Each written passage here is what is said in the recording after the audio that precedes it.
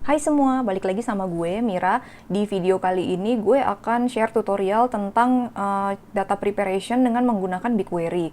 Sebenarnya gue pengen menyatukan video ini sama video gue minggu lalu, tapi kayaknya kalau disatuin itu bakal kepanjangan, jadi gue memutuskan untuk dipisah aja. Nah, bedanya apa sama yang kemarin? Di sini gue akan menunjukkan gimana caranya kita bisa melakukan pemrosesan lebih lanjut dari hasil cleansing yang sudah dilakukan di video sebelumnya. Tapi gue merasa beberapa hal itu lebih mudah dilakukan dengan menggunakan SQL query dibandingkan dengan menggunakan Python. Nah, kalau gitu langsung aja kita mulai. Nah, ini kalau misalnya lo lihat dari hasil data cleansing kita minggu lalu, ini kan kita sudah mengekspor si hasilnya itu ke dalam bentuk CSV gitu. Nah, ini kalau misalnya lo lihat bentuk CSV-nya itu kayak gimana, itu di sini. Nah, bentuknya kayak gini. Jadi udah dalam bentuk kayak gini, terpisah oleh separatornya itu dolar. Nah, kita pengen memindahkan ini ke dalam BigQuery gitu. Nah, di sini gue sudah membuka si Google BigQuery. Jadi kalau misalnya lu baru pertama kali bikin, tentunya lu harus bikin project name-nya dulu. Jadi lu harus bikin project dulu, baru dari project itu lu bisa bikin dataset. Nah, caranya bikin dataset itu lu klik yang titik 3 ini, terus habis itu lu bisa klik create dataset gitu. Kebetulan gue udah bikin satu dataset di sini namanya tutorial, tapi nggak apa-apa, gue bikin lagi aja tutorial 2 gitu. Nah, di sini lo harus enable table expiration karena kita lagi menggunakan yang free tier-nya. Kalau misalnya lo pengen nggak ada expiration-nya, lo harus pakai yang berbayar gitu. Jadi di sini kita coba enable table expiration, terus kita isi 60 hari karena maksimalnya udah gue cek itu 60 hari. Terus kita create dataset. Nah, di sini lo bisa lihat ada tutorial 2 gitu. Terus di dalam dataset ini lo juga bisa bikin table baru gitu. Nah, di sini tinggal klik titik 3 ini terus create table. Nah, di sini lu harus menentukan source-nya itu dari mana. Bisa dari empty table, terus bisa dari GCS kalau misalnya si datanya udah lu pindahin ke GCS, bisa juga dari Google Drive dan lain sebagainya. Tapi di sini gue akan pakai yang upload karena filenya itu ada di local machine di komputer gue. Jadi di sini kita coba upload, terus habis itu kita pilih yang udah kita export sebagai CSV, kita open, dan habis itu kita tulis table name-nya apa. Misalnya job listing DS Indonesia gitu. Nah, untuk skemanya sekarang ini gue pakai auto detect dulu. Sebenarnya lu bisa ngedefine, jadi kalau misalnya lu pakai yang ini, lu tuh bisa add field gitu, namanya apa, terus tipe datanya apa, modenya apa gitu. Tapi gue nggak akan pakai ini, jadi gue pakai auto detect biar lebih cepat dan lebih mudah aja. Tapi ya sebenarnya ada banyak opsi sih selain auto detect. Jadi kalau misalnya lu pakai formatting yang lain gitu, atau misalnya nggak ada headernya, kalau di sini kan kebetulan headernya udah ada nih nama kolomnya tuh apa. Nah, kalau misalnya lu nggak punya nama kolom ini, ya tentunya lu harus nge-define sendiri gitu. Tapi karena kita sudah punya nama kolomnya di sini, jadinya ya udah nggak apa-apa, kita pakai auto detect skema aja gitu. Nah, terus untuk partitioning itu kita biarin aja dulu untuk saat ini karena datanya sedikit. Jadi ya udah, gue nggak akan mengotak-ngatik yang ada di sini. Nah, terus untuk write preference ini gue biarkan write if empty. Write if empty ini kalau misalnya kita belum punya table apapun, itu kita akan membuat table baru gitu. Sebenarnya ada banyak di sini.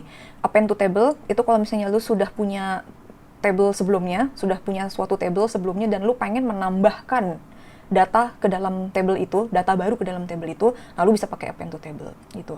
Kalau misalnya override table, itu lu bener-bener mengganti keseluruhan skema table yang udah ada, termasuk isinya, dengan data yang baru, atau skema yang baru, atau keduanya, kayak gitu. Oke? Nah, terus untuk yang field delimiter ini by default dia itu adalah koma, karena CSV itu kan biasanya pakai koma ya, tapi sebenarnya kita bisa set juga, kalau misalnya pakai selain koma itu kita bisa custom, terus kita bisa tulis delimiternya apa, dan di sini header rows to skip-nya gue set 1. Kenapa gue set 1? Karena gue pengen nge-skip yang ini gitu. Jadi ini kan untuk nama field. Kalau misalnya lu tidak nge-skip yang ini, maka nanti si nama fieldnya ini akan dianggap sebagai isinya si table gitu. Dan gue tidak mau itu terjadi. Jadi gue akan nge-skip header yang di row pertama ini. Ini gue checklist aja supaya meminimalisir error. Nah, sekarang kita coba create table. Hopefully ini akan berhasil. Ayo dong berhasil. Nah, di sini udah ada load job created. Harusnya sih udah berhasil. Nah, di sini lo bisa lihat job listing DS Indonesia gitu. Kalau misalnya lo lihat di sini, ini nanti lo udah bisa lihat previewnya, datanya itu akan sama dengan apa yang ada di CSV gitu. Benar-benar sama persis, dan di sini kalau udah masuk sudah dijadikan sebagai BigQuery table, maka lo bisa melakukan query di sini. Jadi di sini lo bisa pilih yang query ini kayak tutorial gue sebelumnya, terus lo pilih ke new tab. Kalau misalnya lo cuman pengen coba-coba manipulasi data di sini, ini lo udah bisa gitu. Kayak misalkan select select bintang, terus misalkan where title kategori sama dengan sama dengan data science gitu misalnya. Nah, ini udah bisa lo query lah. Jadi lo bisa melakukan manipulasi data dengan query sekarang. Nah, di sini gue akan mengenalkan lo pada sebuah konsep yang namanya subquery. Jadi di SQL itu sebenarnya kita bisa bikin kita bisa memanggil query yang sudah pernah kita buat sebelumnya. Caranya gimana? Itu dengan menggunakan with. Jadi misalnya kita pengen ngefilter data dulu gitu. With, kita coba namain CTE as sesuatu. Nah, di dalam ini lo bisa masukin query. Dan kalau misalnya query dengan misalkan ada filtering tertentu gitu. Jadi misalnya select bintang from bla bla bla bla bla, di mana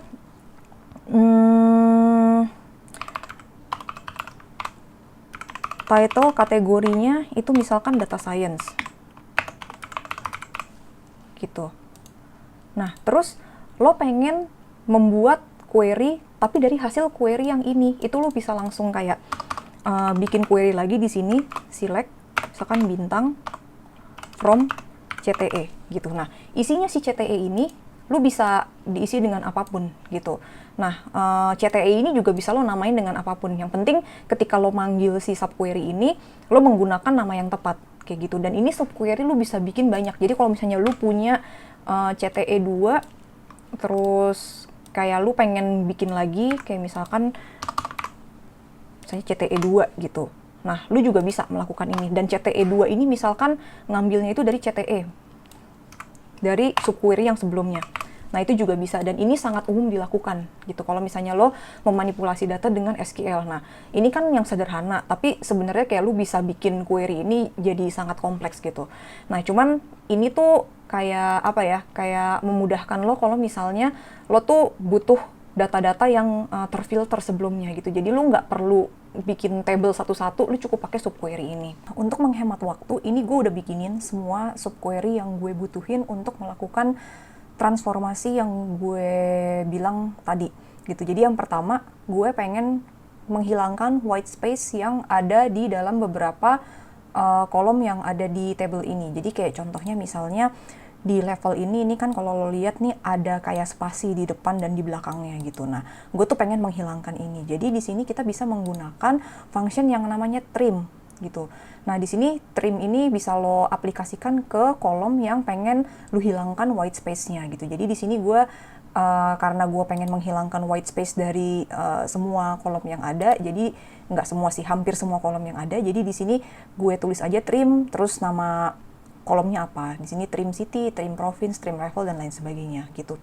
Nah, untuk coalesce ini tuh apa? Ini adalah function yang bisa kita gunakan untuk mengisi null value gitu. Jadi kalau misalnya lo lihat di sini, ini kan ada beberapa kolom yang dia itu ada null value-nya gitu. Nah, kita ingin mengisi null value itu dengan suatu value, dan lu bisa mengisi value itu dengan misalkan lokasi string yang lain gitu. Kayak kalau gue di sini gue kasih unknown. Jadi kalau misalnya setiap kali kita nemu ada null, itu pengen gue ganti dengan nama unknown gitu. Tapi sebenarnya kalau misalnya lu pengen ganti si unknown ini dengan nama kolom lain kayak misalkan location gitu, yang akan terjadi adalah ketika di kolom city yang di coalesce ini dia ada null, maka dia akan digantikan dengan value yang ada di location gitu untuk row yang sama. Jadi penjelasannya kayak gitu. Makanya di sini ada coalesce.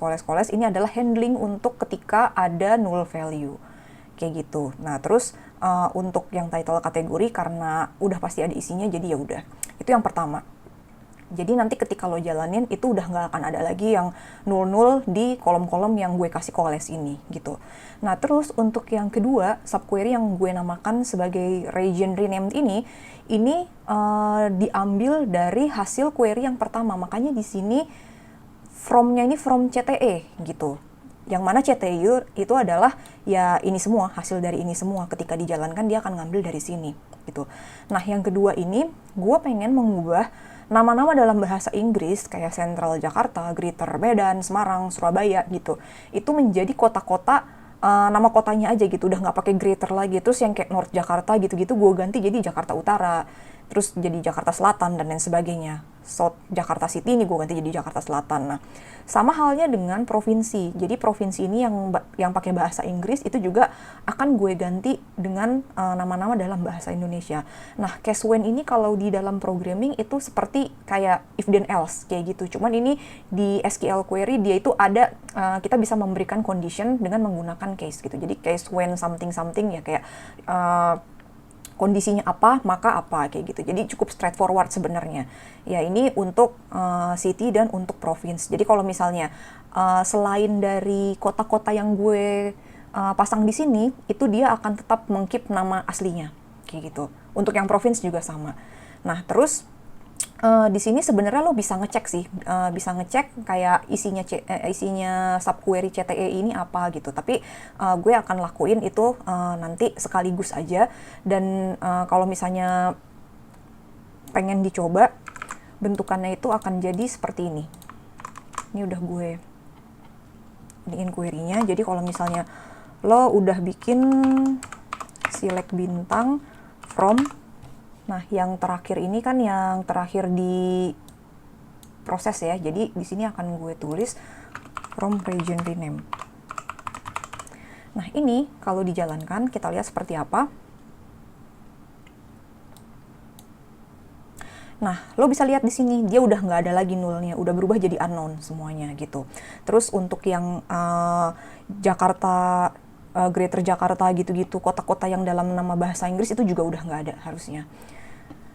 Seperti itu. Nah, terus di sini gue juga, oh no,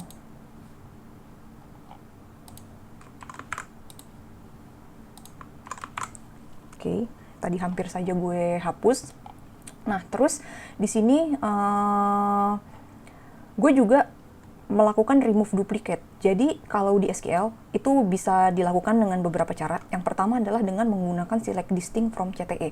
Jadi distinct ini adalah sebuah statement untuk lo mengeluarkan unique value gitu. Jadi kalau misalnya select distinct bintang ini adalah artinya keluarkan unique value dari semua kolom dan row yang ada gitu. Jadi kalau misalnya ada 2 row yang dia itu nama dari value dari semua kolomnya itu sama, itu yang ditampilkan itu cuma 1 gitu. Nah, ini sebenarnya cara termudah, tapi kalau misalnya lu punya table gede banget, itu kadang-kadang suka nggak efisien gitu. Kayak query processing itu jadi lama banget dan kayak jadi mahal kayak gitu. Nah, ada satu cara lagi, yaitu dengan menambahkan row number di sini. Jadi row number ini kayak sebuah function untuk menambahkan kayak ya indeks kayak angka 1 2 3 gitu. Nah, tapi di sini lu nge-state angka yang akan ditambahkan itu berdasarkan apa? Berdasarkan kolom apa gitu. Makanya di sini kita pakai over partition by. Nah, di sini kebetulan gue pengen menomorkan semua row yang ada di sini itu berdasarkan date, company, dan title. Jadi nanti ketika misalnya ada data yang duplikat, maka date, company, dan title ini kan akan sama ya nilainya gitu. Nah, itu nanti sama si row number ini akan diberi nomor urut. Jadi kayak nomor 1 dan nomor 2 gitu. Dan untuk menghilangkan duplikatnya, kita itu bisa melakukan select bintang, ya berarti mengambil semua datanya dari remove duplicate ini, di mana row-nya itu 1. Jadi kalau misalnya nanti ada data yang row-nya sama dengan 2, itu nggak akan ditampilkan kayak gitu. Nah, ini kalau kita lihat seperti apa, kita bisa lihat hasilnya. Nah, jadinya kayak gini. Sebenarnya ada juga cara untuk lo mengetahui apakah dia itu punya duplikat atau enggak gitu. Kalau misalnya ini kan dia langsung ngefilter, oke, gue pengen ngilangin duplikatnya gitu. Tapi kalau misalnya lo pengen menghilangkan, kalau misalnya lo pengen ngecek dia itu ada duplikat atau enggak, lo bisa lakukan dengan cara ini. Misalnya select from remove duplicate, nih gue copy aja dari sini. Terus di sini gue pasang date, terus company, title. Nah, tapi di sini gue akan mengenalkan sebuah condition yang namanya having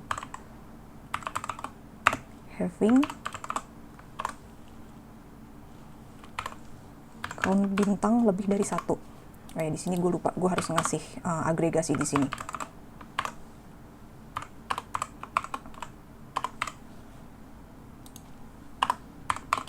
Di sini count and row. Nah, tapi di sini gue pengen nge-grouping berdasarkan date, company, dan title. Nah, ini kalau misalnya lu jalankan, itu lo akan bisa lihat mana-mana aja lowongan kerja yang sebenarnya dia itu duplikat. Nah, lu bisa lihat nih di sini, si Brankas ini dia punya row-nya ada 2. Berarti dia itu punya 2 lowongan kerja yang sama. Si company ini dengan title ini dia itu punya lebih dari 1 job listing, lebih dari 1 lowongan kayak gitu. Nih ada yang 11, ada yang 2. Ya, bisa lo cek sendiri kayak gitu. Tapi untuk kali ini gue akan pakai yang ini aja. Kayak gitu. Jadi ini udah dibersihkan semuanya. Jadi hasil yang akan kita dapatkan adalah udah nggak ada duplikatnya. Seperti itu. Nah, ada sebuah konsep yang penting untuk diketahui ketika lo melakukan manipulasi data dengan database atau data warehouse gitu, yaitu konsep table dan view. Nah, table itu adalah sebuah objek di dalam database relasional yang secara fisik disimpan di dalam sebuah storage gitu.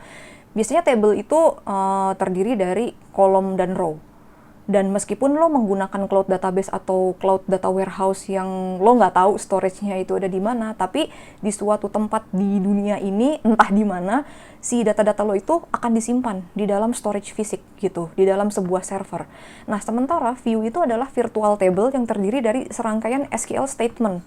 View itu nggak mengandung data apapun seperti halnya table. Dia itu nggak ada, dia tuh nggak nyimpen si row dan kolomnya.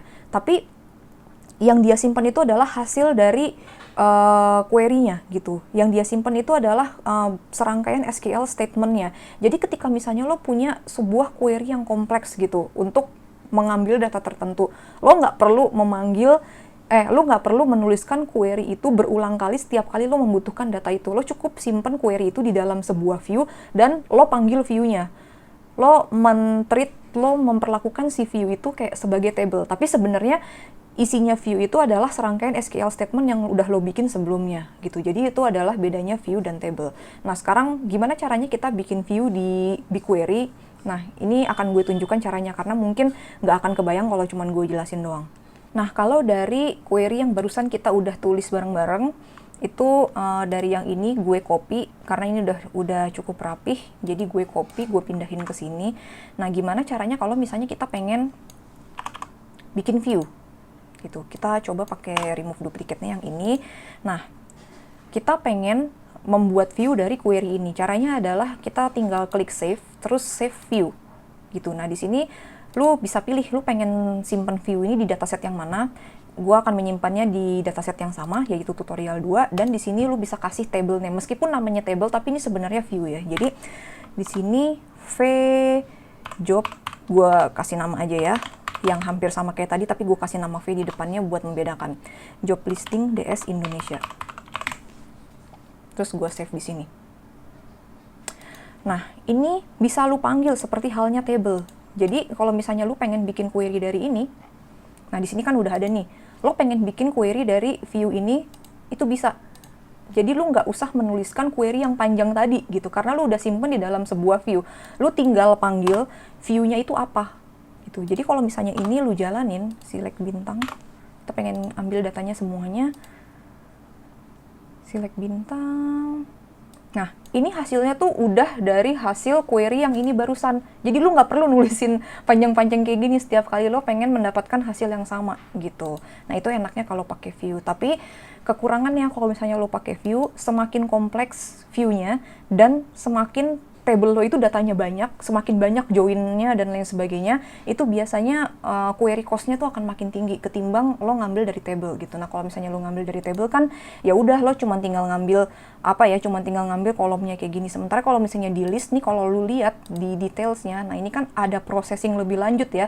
Kayak lo ngambil dari table ini, lo ngambil dari table ini, terus lo melakukan pre-processing yang lain. Nah, itu prosesnya tentunya bakal lebih lama. Kalau misalnya datanya sedikit ya nggak masalah, tapi kalau datanya udah lebih gede, nah itu lu harus consider apakah view itu solusi yang tepat untuk permasalahan lo gitu. Karena ya di sini nggak ada yang baik dan yang benar yang mana. Ya semuanya balik lagi tergantung itu tuh memenuhi kebutuhan lo apa enggak. Oh iya, kalau misalnya lo menemukan kesalahan di dalam query lo atau gimana gitu, nah lo juga tetap bisa mengedit si query ini gitu. Jadi query ini editable dan cukup fleksibel gitu. Terus kalau misalnya data source lo berubah, kayak table yang lo gunakan untuk view ini itu berubah, ketika lo ngejalanin view, dia itu akan udah otomatis berubah juga, kayak gitu. Tapi kalau misalnya lo pakai table, jadi lo ngegenerate table yang berasal dari table lain gitu, terus lo simpen dalam bentuk table. Nah, kalau misalnya table source lo itu berubah, ya table yang hasilnya itu dia tidak akan ikut berubah, nggak seperti view. Jadi kalau view itu kayak dia sifatnya tuh kayak lebih real time, jadi tergantung